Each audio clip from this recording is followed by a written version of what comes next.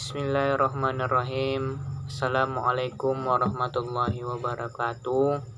Perkenalkan, nama saya Aprio Wiranda dari kelas SI 7, nomor BP 19101152610281. Baiklah, saya akan menjelaskan presentasi saya, yaitu yang berjudul Makalah Dasar-Dasar Pendidikan di Indonesia.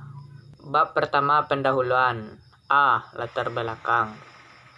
Pendidikan adalah usaha sadar dan terencana untuk mewujudkan suasana belajar dan proses pembelajaran agar peserta didik secara aktif mengembangkan potensi dirinya untuk memiliki kekuatan spiritual, keagamaan, pengendalian diri, kepribadian, kecerdasan, akhlak mulia, serta keterampilan yang diperlukan dirinya di masyarakat, bangsa, dan negara. Sehingga dalam melaksanakan prinsip penyelenggaraan pendidikan harus sesuai dengan tujuan pendidikan nasional, yaitu mengembangkan kemampuan dan membentuk watak serta peradaban untuk mengembangkan kemampuan dan membentuk watak serta peradaban bangsa yang bermartabat dalam rangka mencerdaskan kehidupan bangsa di Indonesia. Proses pendidikan digunakan evaluasi, akreditasi, dan sertifikasi untuk memantau perkembangan pendidikan. Evaluasi dilakukan dalam rangka pengendalian mutu pendidikan secara nasional sebagai bentuk akuntabilitas penyelenggaraan pendidikan kepada pihak-pihak yang berkepentingan. Salah satu bentuk evaluasi pendidikan adalah dengan diadakannya ujian nasional baik di jenjang SD, SMP, MTS, dan SMA yang dapat digunakan sebagai tolak ukur kualitas pendidikan. B. Rumusan masalah. Sesuai dengan uraian pada latar belakang di atas, rumusan masalah ini adalah 1. Apakah mutu pendidikan di Indonesia sudah baik? 2. Apa penyebab rendahnya mutu pendidikan di Indonesia? 3. Bagaimana solusi untuk memperbaiki mutu pendidikan di Indonesia? C. Tujuan. Untuk mengetahui mutu pendidikan di Indonesia. 2. Untuk mengetahui penyebab rendahnya mutu pendidikan di Indonesia. 3. Untuk mengetahui solusi untuk memperbaiki mutu pendidikan di Indonesia. Yang kedua, bab 2-nya. A. Mutu pendidikan di Indonesia. Pendidikan adalah proses belajar mengajar terhadap peserta didik agar memiliki kecerdasan dan berkarakter yang baik untuk diri sendiri maupun masyarakat. Sebuah pendidikan biasanya diajarkan oleh seorang guru dan biasanya lokasi di sekolah, namun sebenarnya pendidikan tidak hanya dapat diberikan di sekolah saja. Pendidikan dapat kita dapatkan di mana saja. Guru merupakan seorang yang perlu digugu dan ditiru. Artinya apabila dia menjadi seorang sosok guru, kita harus bersikap yang pantas agar murid-muridnya dapat mencontohnya dengan baik. Mulai dari sikap terhadap murid, cara berbicara, sampai cara berpakaian. Haruslah yang sesuai, karena guru menjadi sosok sorotan di kelas dan juga memiliki peran penting di sekolah. Jadi guru harus memiliki kompetensi standar yang baik. B. Penyebab rendahnya mutu pendidikan di Indonesia. Lulusan sekolah sering kali justru menjadi anak cengeng dengan sifat ABG-nya yang kental dan semakin jauh dari realitas masyarakat di sekitarnya. Di samping persoalan mendasar tersebut dan yang telah disebutkan di atas, masalah yang mengemukakan adalah relatif rendahnya kesejahteraan guru, minimnya sarana pendidikan dasar, dan terbatasnya biaya operasional pendidikan. Dan adapun faktor-faktor lain yang mempengaruhi permasalahan pendidikan, yaitu 1. Perkembangan ipteks. Di luar negeri, mereka telah memanfaatkan ipteks sebagai sarana prasarana pendidikan, sedangkan di Indonesia baru saja memulai hal tersebut, seperti contohnya cara belajar mengajar saat ini. tak hanya dilakukan di ruang kelas saja, tapi dilakukan di rumah. Dengan cara pembelajaran video di internet atau contoh seperti menerapkan UNBK, hal tersebut juga memunculkan sebuah masalah, di mana daerah-daerah terpencil yang tidak menjangkau adanya listrik, mereka kesusahan untuk melaksanakan program tersebut. Yang kedua, pertambahan penduduk. Perkembangan penduduk yang semakin meningkat, tentunya semakin banyak anak-anak yang mendaftar ke sekolah-sekolah.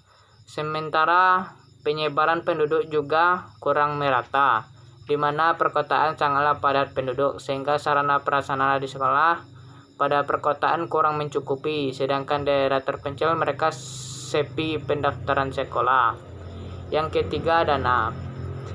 Pemerintah saat ini sedang kekurangan dana untuk membiayai pendidikan di Indonesia. Rakyat pun tak semua mampu mendaftarkan anaknya ke bangku sekolah. Dari sini mungkin terdapat penyelewengan dana dari pemerintah untuk kebutuhan pribadi pihak sekolah yang sehingga tidak tersampaikan ke para siswa yang membutuhkan.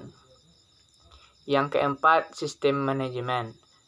Jikalau dana atau sumber daya sudah tersedia, tapi kurangnya pengelolaan sistem manajemen dapat menyebabkan kegiatan pembelajaran tidak berjalan dengan baik. Sistem manajemen dikatakan kurang baik, salah satu contohnya disebabkan oleh kurikulum yang tidak berlandasan dengan jelas dan sering bergonta-ganti. Macam-macam permasalahan pendidikan. 1. Pendidikan yang menghasilkan manusia robot. Pada masa sekarang, sekolah menuntun anak untuk siap pada dunia pekerjaan yang ada, yang artinya siswa diwajibkan untuk mengerti apa yang diterangkan oleh guru, layaknya sebuah robot yang seenaknya diatur oleh majikannya. Yang kedua, sistem pendidikan yang tidak bebas.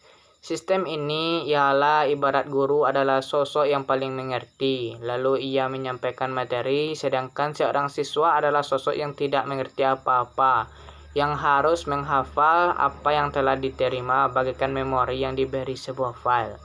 Sedangkan masalah praktis yang ada di Indonesia yaitu masalah pemeratan pendidikan.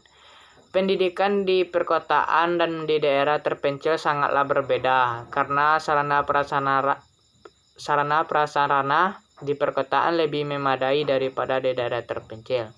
2. Masalah rendahnya mutu pendidikan. Mutu di Indonesia katakan rendah karena kurangnya mengikuti perkembangan zaman, seperti contohnya belum menerapkan media iptex. Yang ketiga, masalah efisiensi. Pendidikan yang efisien yaitu dengan menggunakan segala sesuatu yang terbatas, tapi menghasilkan lulusan yang berkualitas. Tapi faktanya tidak di Indonesia. Banyak anak yang keluar dari sekolah, bahkan ada yang tidak sempat merasakan bangku sekolah. Yang keempat, masalah referensi. Banyak lulusan dari perguruan tinggi namun minimnya lapangan pekerjaan. Yang kelima, masalah lemahnya manajemen pendidikan. Kebijakan pemerintah tentang pengelolaan pendidikan tidak sesuai dengan kondisi pada masing-masing daerah yang ada. Yang selanjutnya, C. Solusi untuk memperbaiki mutu pendidikan di Indonesia. Masalah pendidikan sebenarnya bukan hanya pekerjaan rumah pemerintah saja, tetapi juga sebuah pekerjaan rumah seluruh masyarakat di Indonesia. Pemerintah sudah melakukan usaha terbaik dengan mengganti kurikulum yang dinilai kurang efektif, memperbaikinya, hingga mengganti model pembelajarannya. Itu untuk merupakan sebuah usaha nyata yang harus kita hargai. Kita harus ikut serta dan usaha pembangunan citra pendidikan di Indonesia. Kita harus membandingkan sistem pendidikan di Indonesia dengan sistem pendidikan negara maju, agar kita merasa bahwa pendidikan di Indonesia masih banyak kekurangannya dan agar semakin semangat memperbaikinya. Baik atau buruknya kualitas murid merupakan hasil dari pembawaan guru. Murid akan semangat jika gurunya semangat. dan murid akan malas jika gurunya malas. Dengan perbandingan dari berbagai sudut dan dengan kesadaran masyarakat akan pentingnya pendidikan, diharapkan mutu pendidikan di Indonesia dapat menjadi lebih baik dan terus berkembang. Tanpa pendidikan dan tanpa penyusunan dengan perkembangan zaman, negara Indonesia akan lebih jauh tertinggal dari negara-negara maju lainnya. Karena sesungguhnya rakyat yang semakin cerdas hari sekarang dan hari depan akan semakin lebih bahagia dan berguna. Untuk inovasi pendidikan yang cocok di Indonesia yang dapat memperbaiki mutu pendidikan: 1. Didirikannya IKIP. Dan yang kedua, adanya BP3K. Yang ketiga, kurikulum. Yang keempat, rentang sekolah. Dan yang kelima, proyek Pamong. Yang keenam, sekolah terbuka. Teman-teman bisa melihat pengertiannya ya teman-teman. Dan langsung saja, di dunia pendidikan juga memerlukan karakter seorang anak yang baik. Di sini untuk memiliki perilaku yang berkarakter dapat didapatkan melalui: 1. Oleh pikir yang cerdas. Yang kedua, memiliki sifat yang jujur dan bertanggung jawab. Yang ketiga, memiliki rasa peduli, berpikir kreatif. Dan yang keempat, kondisi badan yang bersih dan sehat.